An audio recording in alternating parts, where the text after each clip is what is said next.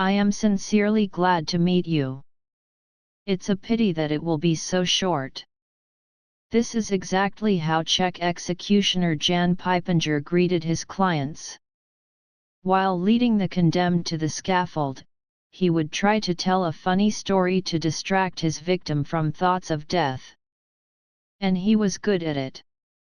In our time, Jan Piepinger could have been an excellent stand-up comedian, wearing a tuxedo instead of a leather apron.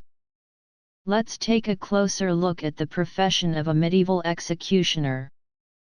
The only synonym for the word executioner could be the word outcast. Executioners did not wear masks during executions, and everyone knew their faces, but they tried to avoid them as people who brought death. The famous executioner's mask appeared in his uniform towards the end of the 18th century. In medieval Europe, this profession was unpopular, and there was a constant shortage of personnel.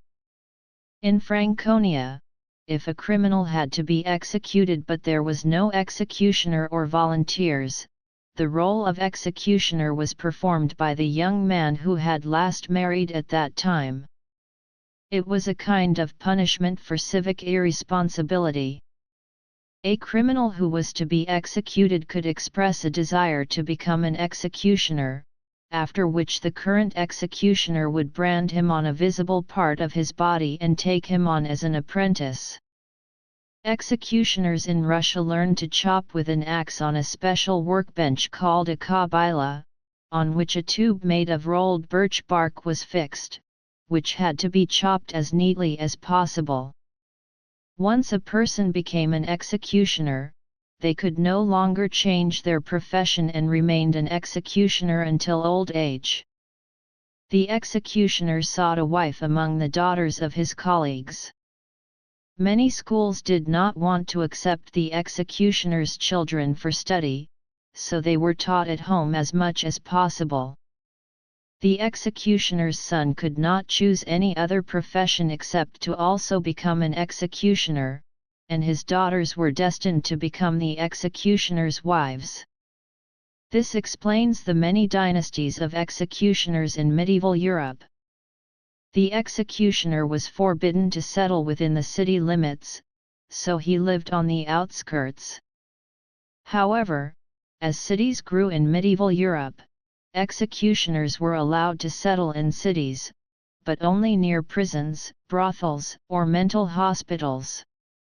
In Spain, the executioner's house was painted red, while in other countries, the executioner's house was often marked with a white cross on the front door. In Germany, until the 15th century, an executioner living near a brothel supervised the work of prostitutes and settled disputes between them and their clients, for which he received payment from the brothel owner, usually on Saturdays. In the 15th century, control over the work of prostitutes was taken over by the city authorities. If the executioner had no assistants, his duties included catching stray dogs and cleaning public toilets. This work was assigned to the executioner until the 18th century, when the executioner was recognized as a civil servant and attitudes towards him improved somewhat. After the French Revolution, calling the master of the back of the neck the executioner was considered an insult, so a new term was invented for him, the People's Avenger. A special place was reserved for the executioner in the church. If there was no such place, the executioner and his family had to stand at the entrance to the temple. Many people feared or despised the executioner. They did not shake his hand or touch him at all, and crossing the threshold of the executioner's house was considered a sure way to bring misfortune upon oneself. Goods at the market were given to the executioner free of charge because his money was considered blood money. The executioner could take as much merchandise as he could carry in his hands. He had to point to everything he needed with a wooden stick, without touching the merchandise with his hands.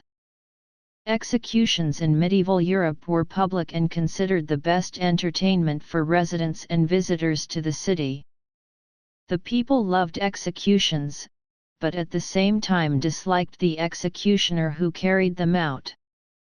The executioner, who demonstrated his high skill in torture and execution while standing on a high scaffold, brought the people watching his work into wild excitement. Merchants often gave him gifts after the execution because their income tripled on execution days. Conversely, for a bad execution, the executioner could be beaten and maimed.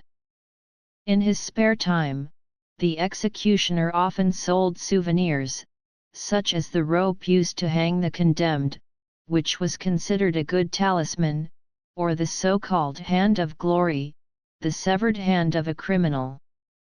The executioner also sold corpses and body parts, which doctors bought for study. The executioner could take the clothes of the executed person for himself, first everything below the waist, but later executioners were allowed to take everything.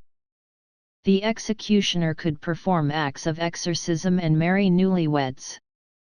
When retiring due to health reasons or old age, the executioner received money from the state to live on until his death, a kind of pension.